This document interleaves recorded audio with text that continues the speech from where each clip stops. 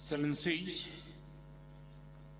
Africa की भूमि पर आप सभी मित्रों के बीच उपस्थित होकर मुझे बहुत प्रसन्नता हो रही है। मैं राष्ट्रपति रामाफोसा का हृदय से अभिनंदन करता हूं कि उन्होंने ब्रिक्स आउटरीच समिट के अफ्रीका, एशिया, लैटिन अमेरिका के देशों के साथ विचार साझा करने का अवसर दिया है। पिछले 2 दिनों में ब्रिक्स की सभी चर्चाओं में हमने ग्लोबल साउथ के देशों की प्राथमिकताओं और चिंताओं पर बल दिया है। हमारा मानना है कि ब्रिक्स द्वारा इन मुद्दों पर विशेष महत्व दिए जाना वर्तमान समय की जरूरत है। हमने ब्रिक्स फोरम के विस्तार करने का भी निर्णय लिया है। हम सभी नए पार्टनर देशों का स्वागत करते हैं। ये ग्लोबल इंस्टीट्यूशंस और फोरम्स को रिप्रेजेंटेटिव और इंक्लूसिव बनाने की हमारी कोशिशों की तरफ एक पहल है। एक्सेलेंसीज, जब हम ग्लोबल साउथ शब्द का प्रयोग करते हैं तो ये मात्र डिप्लोमेटिक टर्म्स नहीं है।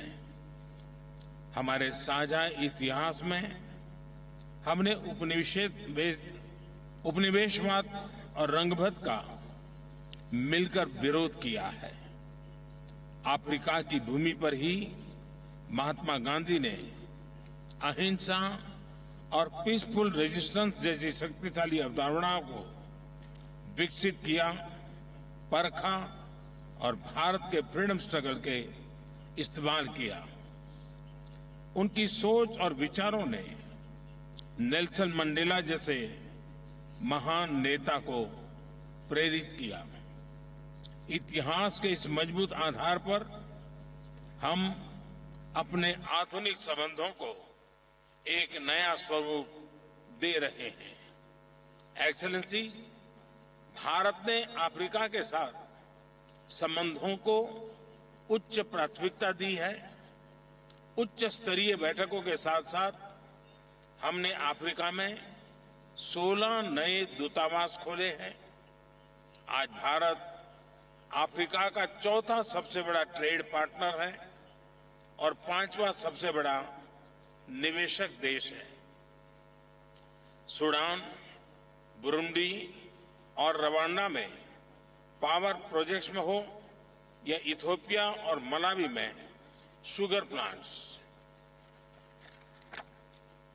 मोजाम्बिक, कोत दीवार और एस्वातिनी में टेक्नोलॉजी पार्क्स हो या तंजानिया और युगांडा में भारतीय विश्वविद्यालयों द्वारा बनाए गए कैंपस, भारत ने अफ्रीका के देशों की कैपेसिटी बिल्डिंग और इंफ्रास्ट्रक्चर डेवलपमेंट को हमेशा प्राथमिकता दी है।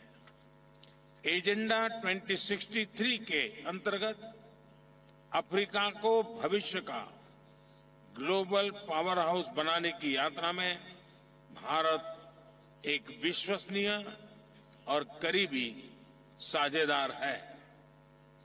अफ्रीका में डिजिटल डिवाइड कम करने के लिए हमने टेली एजुकेशन और टेली मेडिसिन में 15,000 से भी अधिक स्कॉलरशिप प्रदान की है। हमने नाइजीरिया, इथियोपिया और तंजानिया में डिफेंस एकेडमीज और कॉलेजेस का निर्माण किया है।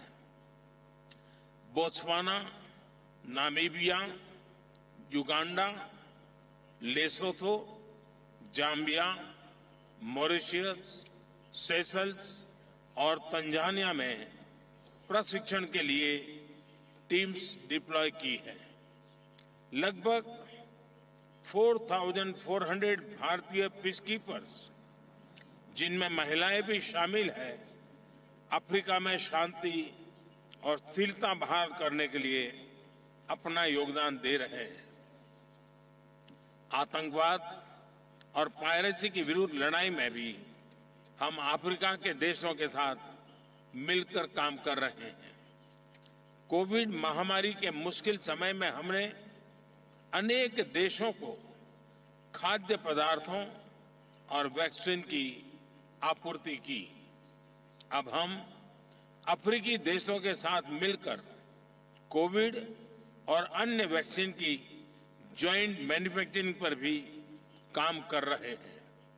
मोजाम्बिक और मालावी में साइक्लोन हो या मेडागास्कर में फ्लड्स, भारत फर्स्ट रिस्पॉन्डर के रूप में सदैव अफ्रीका के साथ कंधे से कंधा मिलाकर खड़ा रहा है। एक्सेलेंसी, लैटिन अमेरिका से लेकर सेंट्रल एशिया तक, पश्चिम एशिया से लेकर साउथ ईस्ट एशिया तक, इंडो पैसिफिक से लेकर इंडो अटलांटिक तक, भारत सभी देशों को एक परिवार के रूप में देखता है। वसुधैव कुटुंबकम यानी whole world is a family हजारों वर्षों से हमारी जीवन शैली का आधार है। यह हमारी G20 अध्यक्षता का भी मूल मंत्र है। ग्लोबल साउथ की चिंताओं को मुख्य धारा में शामिल करने के लिए हमने 3 अफ्रीकी देशों तथा कई विकासशील देशों को गेस्ट कंट्री के रूप में आमंत्रित किया है। भारत ने अफ्रीकन यूनियन को G20 की स्थायी सदस्यता देने का प्रस्ताव भी रखा है। एक्सेलेंसी, मेरा मानना है कि ब्रिक्स और आज उपस्थित सभी मित्र देश मिलकर मल्टीपोलर वर्ल्ड को सशक्त करने में सहयोग कर सकते हैं। ग्लोबल इंस्टीट्यूशन को रिप्रेजेंटेटिव बनाने और रिलेवेंट बनाए रखने के लिए उनके रिफॉर्म्स को प्रगति दे सकते हैं।